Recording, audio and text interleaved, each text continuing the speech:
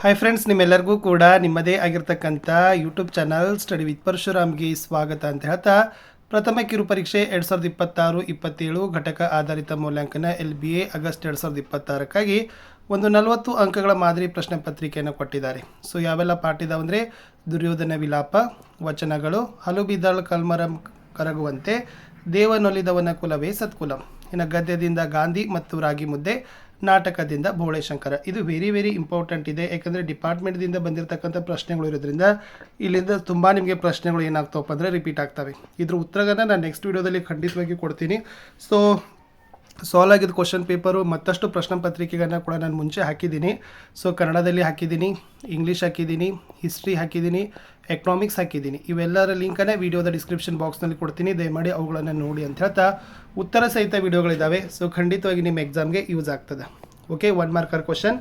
ರಣರಂಗದಲ್ಲಿ ನಡೆದು ಹೋಗುವಾಗ ದುರ್ಯೋಧನ ಯಾರ ಹೆಗಲನ್ನು ಆಶ್ರಯಿಸಿದ ಅಂತ ಕೇಳಿದರೆ, ಚಕ್ರವ್ಯೂಹವನ್ನು ರಚಿಸಿದವರು ಯಾರು? ಗೊತ್ತಿರಲಿ, ದ್ರೋಣಾಚಾರ್ಯರು.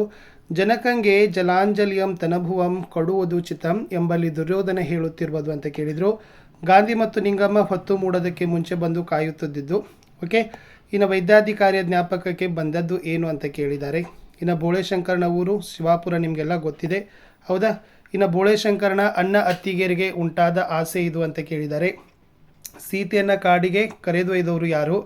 ದೇವಿ ಬಿಡು ಶೋಕಮಂ ಪುತ್ರಯುಗಂ ಪಡೆವೆ ಎಂಬ ವಾಲ್ಮೀಕಿ ಮುನಿಗಳ ಮಾತಿನ ಅರ್ಥ ಕೇಳಿದ್ದಾರೆ. ಇನ್ನು ನಮಗೆಲ್ಲ ರಾಗಿ ಮುದ್ದೆ ಎಂದ ತಕ್ಷಣ ನೆನಪಾಗೋದು ಯಾವುದು ಅಂತ ಕೇಳಿದರು. ಇನ್ನು ಜನಪದ ಹೆಣ್ಣು ಮಗಳ ಪಾಲಿಗೆ ರಾಗಿ ಕಲ್ಲು ಅಂದರೆ ಏನು? ಇನ್ನು ಕೋಡಂಗಿ ತಾನು ಎಷ್ಟು ರೊಟ್ಟಿ ತಿಂದೆ ಎಂದು ಬೋಳೆಶಂಕರನ ಬಳಿ ಹೇಳ್ತಾನೆ ಅಂತ ಕೇಳಿದರು. ಬೋಳೆಶಂಕರನ ಹೊಟ್ಟೆ ನೋವು ಯಾವುದರಿಂದ ಮಾಯವಾಯಿತು ಅಂತಕ್ಕಂಥ ಪ್ರಶ್ನೆ ಇದೆ. ಇನ್ನು ಬೋಳೆಶಂಕರ ಎಲ್ಲಿ ಕುಳಿತು ಊಟ ಮಾಡಬೇಕು ಎಂದು ಅವನ ಅತ್ತಿಗೆಗೆ ಹೇಳ್ತಾಳೆ. ಇನ್ನು ಅಲ್ಲಮ ಪ್ರಭುವಿನ ವಚನಗಳ ಅಂಕಿತ ಕೇಳಿದ್ದಾರೆ. ಸೊ ಗುಹೇಶ್ವರ ಬರ್ತದೆ ಹೌದಾ. ಇನ್ನು ತಪ್ಪವನ್ನು ಗಟ್ಟಿವಾಳೆಯ ಏನೆಂದು ಕರೆದಿದ್ದಾನೆ ಅಂತ ಕೇಳಿದ್ದಾರೆ. ಬಂಧನನ. ಚೋಳ ದೇಶವನ್ನು ಆಳುತ್ತಿದ್ದ ದೊರೆ ಕರಿಕಾಲ ಚೋಳ. ಕೈಲಾಸದಲ್ಲಿ ಚೆನ್ನಯ್ಯನಿಗೆ ದೊರೆತ ಪದವಿ ಯಾವುದು ಕೇಳಿದ್ರು? ಘನ ಪದವಿ ಬರ್ತದೆ. ಚೆನ್ನಯ್ಯ ಮಾಡುತ್ತಿದ್ದ ಕಾಯಕ ಕೇಳಿದರು. ಭಕ್ತಿ, ಗುಪ್ತಾರಾಧನೆ, ಸೇವೆ, ಪೂಜೆ. ಪಿಶಾಚಿಗಳು ಮನುಷ್ಯನನ್ನು ಯಾವುದರ ಮೂಲಕ ಪ್ರವೇಶ ಮಾಡ್ತವೆ? ಪಿಶಾಚಿಗಳು ಯಾರ ಹೆಸರು ಕೇಳಿ ಹೆದರ್ತವೆ ಅಂತ ಕೇಳಿದರು. ಇನ್ನು ಬಿಟ್ಟ ಸ್ಥಳ ಇದ್ದಾವೆ, ಮೇಲೆ ಉತ್ತರ ಕೊಟ್ಟಿದ್ದಾರೆ. ಕೆಳಗಡೆ ಇರ್ತಕ್ಕಂಥ ಈ ಪ್ರಶ್ನೆಗಳಿಗೆ ಏನು ಮಾಡಿದರು? ಬಿಟ್ಟ ಸ್ಥಳಗಳನ್ನು ತುಂಬಲಿಕ್ಕೆ ಕೇಳಿದರು. ವೈದ್ಯಾಧಿಕಾರಿ ಇಲ್ಲಿಯವರೆಗೆ ಡ್ಯಾಶ್ ರೀತಿಯ ನ್ಯಾಯ ಕಾಕತಾಳೀಯ ಬರ್ತದೆ. ಮಗನ ಅಗಲವಾದ ಕಿವಿಗಳ ಕಂಡು ಕರಿಸಿದ್ದೇಗೌಡ ಡ್ಯಾಶ್ ಮನೆಗೆ ಹೋದನು ಜೋಯಿಸರ. ಹಲಸಿನ ಮರ ಮಾರಿದ್ದರಿಂದ ಕರಿಸಿದ್ದೇಗೌಡನಿಗೆ ಸಿಕ್ಕ ಹಣ ಕೇಳಿದರು. 200 ರೂಪಾಯಿ ಅಂತ ಇದೆ. ಎಸ್, 250 ರೂಪಾಯಿ ಅಂತ ಇದೆ. ಇನ್ನು ವೈದ್ಯಾಧಿಕಾರಿ ಇಲ್ಲಿಯವರೆಗೆ ಡ್ಯಾಶ್ ರೀತಿಯ ನ್ಯಾಯವನ್ನು ಕಂಡಿರಲಿಲ್ಲ, ಅದೇ ಕಾಕತಾಳೀಯ. ಮಗನ ಅಗಲವಾದ ಕಿವಿಗಳ ಕಂಡ ಕರಿಸಿದ್ದೇಗೌಡ ಡ್ಯಾಶ್. ಹಲಸಿನ ಮರ ಮಾರಿದ್ದರಿಂದ ಕರಿಸಿದ್ದೇಗೌಡರಿಗೆ ಸಿಕ್ಕ ಹಣ. ಇವು ಕ್ವಶನ್ಸ್ ರಿಪೀಟೇ ಆಗಿದ್ದಾವೆ. ಬಸ್ಲಿಂಗನ ಹೆಂಡತಿ ಹೆಸರು ಸಿದ್ಲಿಂಗಿ. ಬಸ್ಲಿಂಗನ ಕಾಯಿಲೆ ದೇಹದ ಮಟ್ಟದಿಂದ ಮಾನಸಿಕ ಸ್ತರವನ್ನು ತಲುಪತೊಡಗಿತು. ತನ್ನ ಉಡಾಫೆಯ ಶೈಲಿಯಲ್ಲಿ ಬಸ್ಲಿಂಗ ಡ್ಯಾಶ್ರನ್ನು ನೋಡಿದ. ಮಾರ್ಚ್ನ ಜೊತೆಗಾರನ ಹೆಸರು ಯಾರು ಕೇಳಿದರು? ಸೊ ಮಾರ್ಚ್ನ ಜೊತೆಗಾರ ಪೂನಚ್ಚ. ಎಸ್, ಇಲ್ಲಿ ಸರಿಯಾಗಿರ್ತಕ್ಕಂಥ ಉತ್ತರ ಯಾವ್ದು ಬರ್ತದಪ್ಪ ಅಂತಂದರೆ, ಇಲ್ಲಿ ಮೇ ಬಿ ಉತ್ತರ ಇಲ್ಲ ಅದರದ್ದು. ಇನ್ನು ವಾಲ್ಪರೆ ದುರಂತದ ಮೂಲ ಬೀಜಗಳು ಡ್ಯಾಶ್ರಲ್ಲಿ ಬಂದವು ಅಂತ ಕೇಳಿದರು. ಕೆಂಪು ಪಟ್ಟಿಗೆ ಸೇರಿದ ಬಾನಿ ಸಿಂಹಬಾಲದ ಕೋತಿನ. ಗ್ರಾಮದ ಅಧಿದೇವತೆ ನಾಗಮ್ಮ. ಇಂಗ್ಲೀಷ್ನಲ್ಲಿ ರಾಗಿಯನ್ನು ಡ್ಯಾಶ್ ಅಂತ ಕರೀತಾರೆ ಅಂತ ಕೇಳಿದರು. ರಾಗಿಯ ಶ್ರೇಷ್ಠತೆಯನ್ನು ಕುರಿತು ಕನಕದಾಸರು ರಚಿಸಿದ ಕೃತಿ ಅಂತಲೂ ಕೂಡ ಕೇಳಿದ್ದಾರೆ. ಇವೆಲ್ಲ 1 ಮಾರ್ಕರ್ ಇತ್ತು. ಇನ್ನು 2 ಮಾರ್ಕರ್ಗೆ ನೋಡಿ. ಸೊ ಖಂಡಿತ ರಿಪೀಟ್ ಆಗ್ತವೆ, ಇವುಗಳನ್ನು ಓದಲೇಬೇಕು. ದುರ್ಯೋಧನ ತನ್ನ ಮಗನ ಶವವನ್ನು ಕಂಡು ಹೇಗೆ ವ್ಯಥಪಡ್ತಾನೆ? ದುರ್ಯೋಧನ ಕರ್ಣನ ದಾನಗಳನ್ನು ಹೇಗೆ ಕೊಂಡಾಡಿದ್ದಾನೆ? ವೈದ್ಯಾಧಿಕಾರಿ ಹುಡುಗನನ್ನು ನೋಡಿ ಏನೆಂದು ಕುಚೇಷ್ಟೆ ಮಾಡಿದ? ಗಾಂಧಿ ಎಂಬ ಹುಡುಗನ ಕೊನೆ ಆಸೆ ಯಾವುದು? ಇನ್ನು ಬೆಟ್ಟದ ಮೇಲಿನ ದೇವತೆ ಬೋಳೆಶಂಕರನ ಅಣ್ಣ ಅತ್ತಿಯರಿಗೆ ಹೇಗೆ ಕಾಣಿಸ್ತದೆ? ಸಾಹುಕಾರನನ್ನು ತನ್ನ ಸಹೋದರರಿಗೆ ಆಸ್ತಿ ಹೇಗೆ ಹಂಚಿದ? ಸೌಮಿತ್ರಿ ಸೀತೆಗೆ ಹಿಂದಿರುಗಿ ಹೋಗೆಂದು ಏಕೆ ಹೇಳಿದರು? ಸೀತೆಯನ್ನು ಕಾಡು ಪ್ರಾಣಿಗಳು ಹೇಗೆ ಉಪಚರಿಸಿದವು? ನಮ್ಮ ಯಾವ ಜಿಲ್ಲೆಗಳು ರಾಗಿಯ ಕಣಜಗಳಾಗಿವೆ? ರಾಗಿಯಲ್ಲಿ ಯಾವ ರೋಗವನ್ನು ತಡೆಯಬಲ್ಲ ಗುಣವಿದೆ? ಇನ್ನು ಲೇಖಕರ ಪ್ರಕಾರ ದುಡಿಯುವ ಜನಕ್ಕೆ ಯಾವ ರೀತಿಯ ಮುದ್ದೆ ಇರಬೇಕು? ಕೋಡಂಗಿಯು ತಾನು ಬೆಳಿಗ್ಗೆಯಿಂದ ಏನೇನು ಕೆಲಸ ಮಾಡಿದೆನೆಂದು ಹೇಳುತ್ತಾನೆ ಅಂತ ಕೇಳಿದ್ದಾರೆ. ಯಾರನ್ನು ಕಂಡರೆ ಅಲ್ಲಮ್ಮ ನಾಚುವೆನೆಂದು ಹೇಳ್ತಾನೆ ಅಂತ ಕೇಳಿದರು. ರತ್ನ ಮತ್ತು ಮುತ್ತು ಏನನ್ನು ಸೂಚಿಸ್ತದೆ? ಶಿವಲಿಂಗನು ಯಾವ ಹೂಗಳಿಂದ ಚೆನ್ನಯ್ಯನನ್ನು ಶೃಂಗರಿಸಿದನು? ಚೆನ್ನಯ್ಯನು. ಇನ್ನು ಶಿವನು ಚೆನ್ನಯ್ಯನನ್ನು ಹೇಗೆ ಸಮಾಧಾನಪಡಿಸಿದ? ಕೋಡಂಗಿ ತಾನು ಬೆಳಿಗ್ಗೆಯಿಂದ ಏನೇನು ಕೆಲಸ ಮಾಡಿದ್ದಾನೆಂದು ಹೇಳ್ತಾನೆ. ಪಿಶಾಚಿಗಳು ಯಾವುದರಿಂದ ನಾಣ್ಯ ಮತ್ತು ಸಿಪಾಯಿಗಳನ್ನು ಮಾಡಿಕೊಡುತ್ತವೆ. ಇನ್ನು ಸಂದರ್ಭದ ವಾಕ್ಯಗಳು ಕೊಟ್ಟಿದ್ರು. ಎಸ್ ಏನಿದೆ ಅಂದರೆ ಆನರಿವೆಂ ಪೃತೆಯರಿವಳ್ ಅಂತ ಇದೆ. ಇಲ್ಲೇ ವಸೀದೆ ಇಟ್ಕೊಂಡು ಉಳಿಸಿಕೊಡಿ.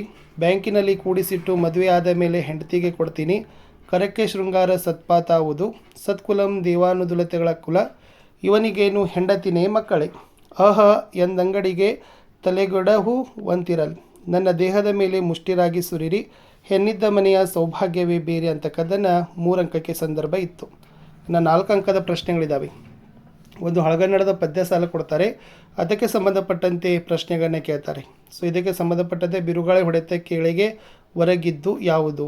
ಯಾರ ಸೇವೆಗೆ ತನಗೆ ಸಂದುವೆಂದು ಲಕ್ಷ್ಮಣ ರೋಧಿಸಿದ? ಮೂರ್ಛಿತಳಾದ ಸೀತೆಯನ್ನು ಲಕ್ಷ್ಮಣ ಹೇಗೆ ಉಪಚರಿಸಿದ? ಇಲ್ಲೇ ಉತ್ತರ ಇದೆ. ಅದನ್ನೇ ನೀವು ಏನು ಮಾಡಬೇಕು, ಹೊಸಗನ್ನಡದಲ್ಲಿ ಬರೀಬೇಕು. ಅಥವಾ ಹಳ್ಳಿಯ ಜನ ಕೈಯಲ್ಲಿ ಮುದ್ದೆ ತಿನ್ನುವ ಚಿತ್ರಣ ವಿವರಿಸ್ರಿ. ಅಥವಾ ಭೋಳೇಶಂಕರ ತನ್ನನ್ನು ತಾನು ಹಸಿರು ಸಾಮ್ರಾಜ್ಯದ ನಮ್ಮ ಪ್ರಜೆ ಅಂತ ಕರೀಲಿಕ್ಕೆ ಕೊಟ್ಟ ಕಾರಣ ಏನು ಅಂತ ಕೊಟ್ಟಿದ್ರು. ಇಲ್ಲಿ ಇನ್ನೂ ಒಂದು ಪದ್ಯದ ಸಾಲಿದೆ ನೋಡಿ. ಅರಿಯಮೆ ಬಿಲ್ಲ ಭಿನ್ನನಕ್ಕೆ ಗಾಂಡಿವಿಯಲ್ ಪಿನಾಕಪಾನೀಯಂ ಅಂತ ಇದೆ. ಸೊ ಗಾಂಡಿವಿ ಅಂದರೆ ಯಾರು, ಪಿನಾಕಪಾನಿ ಅಂದರೆ ಯಾರು? ದ್ರೋಣಾಚಾರ್ಯರ ಸಾವಿನ ಬಗ್ಗೆ ದುರ್ಯೋಧನನ ನಿಲುವೇನು ಅಂತಕ್ಕದ್ದನ್ನು ಕೊಟ್ಟಿದ್ದಾರೆ. ಆಲ್ರೆಡಿ ಅದರಲ್ಲಿ ಉತ್ತರ ಇದೆ. ಇನ್ನು ಲಾಂಗ್ ಕ್ವಶನ್ ಆನ್ಸರಲ್ಲಿ ನೋಡೋದಾದರೆ 4 ಮಾರ್ಕರ್ಗೆ ಭೋಳೇಶಂಕರ ಮತ್ತು ತಮ್ಮ ಅಣ್ಣಂದಿರನ್ನ ಭಾಗವತರು ಹೇಗೆ ಪರಿಚಯಿಸ್ತಾರೆ? ಶಿವನು ಚೆನ್ನಯ್ಯನ ಮನೆಯಲ್ಲಿ ಊಟ ಮಾಡಿದ ಪ್ರಸಂಗ. ತಲೆಯಿಂದ ಕೆಲಸ ಮಾಡಬೇಕೆಂಬ ಸೈತಾನನ ಭಾಷಣದ ಸ್ವಾರಸ್ಯವೇನು ಅಂತ ಕೇಳಿದರು. ಇನ್ನು ಗ್ರಾಮರ್ ನೋಡಿ, ತುಂಬ ಈಸಿ ಇದೆ. ಸೊ ಇದನ್ನೇ ಬರೋದು. ಸಮಾನಾರ್ಥಕ ಪದಗಳನ್ನು ಬರಲಿಕ್ಕೆ ಕೇಳಿದ್ದಾರೆ. ಅಗ್ನಿ, ಕಡಲು, ಗಜ 2 ಪದಗಳ ತದ್ಭವ ರೂಪ. ಆಕಾಶ, ತ್ಯಾಗ, ಮುಖ 2 ಅನ್ಯ ದೇಶ ಪದಗಳನ್ನು ಬರೀಬೇಕು. ಕ್ರಿಯಾಪದಗಳ ಧಾತು ನಿಂತರು, ಅಳುತ್ತಿತ್ತು, ಕುಡಿ 2 ಪದಗಳ ಕಾಲಸೂಚಕಗಳನ್ನು ಬರಲಿಕ್ಕೆ ಕೇಳಿದರು. ಬಂದಿತು, ಹಾಡಿದಳು, ಕಟ್ಟುವರು. ಇನ್ನು ಯಾವುದಾದರೂ 2 ನಿಷೇಧಾರ್ಥಕ ರೂಪ ಕೇಳಿದ್ದಾರೆ. ನೋಡಿದಳು, ಬರುತ್ತಾರೆ, ಮಾಡುವೆ. ಇನ್ನು ಬೇಕಾದ 2 ಪದಗಳ ನಾನಾರ್ಥ ಕೇಳಿದ್ದಾರೆ. ಅರಸು, ಅಡಿ, ಕಾಡು. ಇನ್ನು ಸ್ವಂತ ವಾಕ್ಯಗಳಲ್ಲಿ ಬಳಸಬೇಕು. ಗಳಗಳ, ಥಳಥಳ, ಗುಜುಗುಜು. ವಿರುದ್ಧ ಪದಗಳು ಆಡಂಬರ ಮತ್ತು ಉನ್ನತಿ. ಇಷ್ಟು ವೆರಿ ಇಂಪಾರ್ಟೆಂಟ್ ಆಗಿರ್ತಕ್ಕಂಥ ಒಂದು ಕ್ವಶನ್ ಪೇಪರನ್ನೇ ನಾನು ನಿಮಗೆ ಶೇರ್ ಮಾಡಿದ್ದೀನಿ. ಚೆನ್ನಾಗಿ ಇದನ್ನು ಪ್ರಿಪೇರ್ ಮಾಡಿ. ಮುಂದಿನ ದಿನಗಳಲ್ಲಿ ನಾನು ಇದ್ರ ಉತ್ತರಗಳನ್ನು ಕೂಡ ಕೊಡ್ತೀನಿ. ಎಲ್ಲ ವಿಷಯದ ವಿಡಿಯೋಗಳು ಇದೇ ಥರನಾಗಿ ಬರ್ತವೆ. ಜಸ್ಟ್ ಅವುಗಳನ್ನು ನೀವೇನು ಮಾಡಿ ನೋಡಿ. ಮತ್ತು ಪ್ರಥಮ PUC ಕನ್ನಡ ಪ್ರಶ್ನೋತ್ತರ ಅಂತಲೇ ಒಂದು ಪ್ಲೇಲಿಸ್ಟ್ ಲಿಂಕ್ ಇದೆ. ಅಲ್ಲಿ ಎಲ್ಲ ಪಾಠದ ಪ್ರಶ್ನೋತ್ತರಗಳನ್ನ ಆಲ್ರೆಡಿ ನಾವು ಹಾಕಿದ್ದೀವಿ. ಸೊ ಅವುಗಳನ್ನು ಸಹಿತ ನೋಡಿದರೆ ಖಂಡಿತವಾಗಿ ನಿಮಗೆ ಯೂಸ್ ಆಗ್ತದೆ ಅಂತ ಮಾತನ್ನು ಹೇಳ್ತಾ ಇಲ್ಲಿಯವರೆಗೆ ವಿಡಿಯೋ ವಾಚ್ ಮಾಡಿದ್ದಕ್ಕೆ ಧನ್ಯವಾದಗಳು. ಸೊ ಕಾಮೆಂಟ್ ಪಕ್ಕ ಹೈಪ್ ಇದೆ, ಹೈಪನ್ನು ಒತ್ತಿ. ನಮ್ಮದೇ ಒಂದು ವಾಟ್ಸಪ್ ಚಾನಲ್ ಮತ್ತು ಟೆಲಿಗ್ರಾಮ್ ಅದು ಗ್ರೂಪ್ ಅದಾವ. ಸೊ ಅವುಗಳಿಗೂ ಕೂಡ ಬಂದು ಜಾಯ್ನ್ ಆದರೆ ಖಂಡಿತವಾಗಿ ನಾವು ಪೋಸ್ಟ್ ಮಾಡ್ತಕ್ಕಂಥ ವಿಡಿಯೋವನ್ನು ಫಸ್ಟಾಗಿ ನೀವುಗಳು ಏನು ಮಾಡ್ತೀರಪ್ಪ ಅಂದರೆ ನೋಡ್ತೀರಿ. ಸಿಗ್ತೀನಿ ಹೊಸ ವಿಡಿಯೋದಲ್ಲಿ. Good luck.